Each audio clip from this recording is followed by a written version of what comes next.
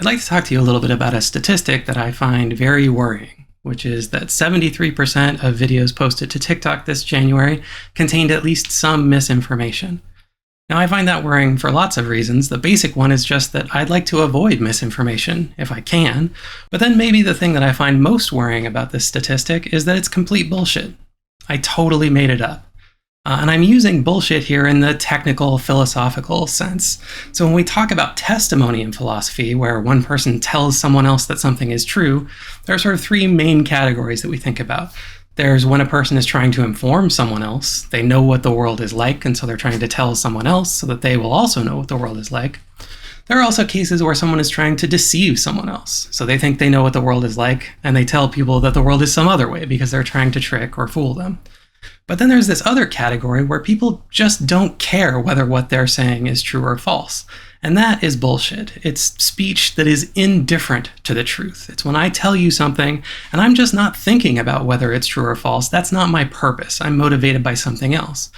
Now, maybe you didn't buy my bullshit at all, but the trouble is that there are all sorts of tools that can help us make our bullshit both more engaging and more believable, and those tools have just gotten a lot better. So some of those tools I'm using right now, so I'm not actually in this lovely park. I just thought that that would be a more engaging background than my office. I'm also not looking at the camera right now. I'm looking at my notes, but I'm using a tool called NVIDIA Eye Contact to make it look like I'm looking at the camera, making eye contact with you, because I think you're more likely to believe the things that I say if you think I'm looking you in the eye. But these aren't the only kinds of tools that I'm worried about. One that you've probably heard a lot about recently is ChatGPT or maybe other AI text generators.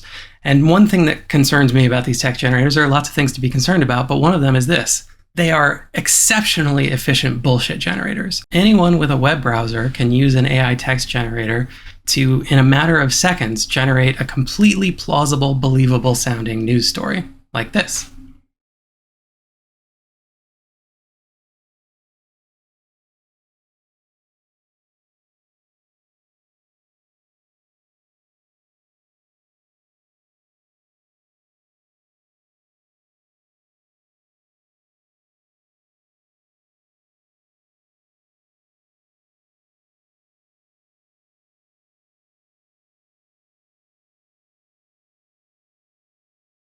Now, if you put that story on a reasonably professional-looking website, it would look just like any one of thousands of similar stories I've read about studies of various kinds of things. And I think there's a pretty good chance that I would think it's genuine information and not the total bullshit that it is. In fact, I think a lot of people would be fooled into thinking that kind of thing is genuine information. And that's what worries me. I'm not worried that 73% of TikTok videos contain misinformation because I have no idea whether that's true. I am worried that the next time I read a news story that claims something like that, I won't be able to tell whether it's genuine information or bullshit. These AI tools are making it easier and easier to make better and better bullshit, and our standard tricks for sorting genuine information from bullshit aren't going to keep working forever. And so it's going to become more and more difficult to figure out which information we can trust as we try to find out what's going on in the world.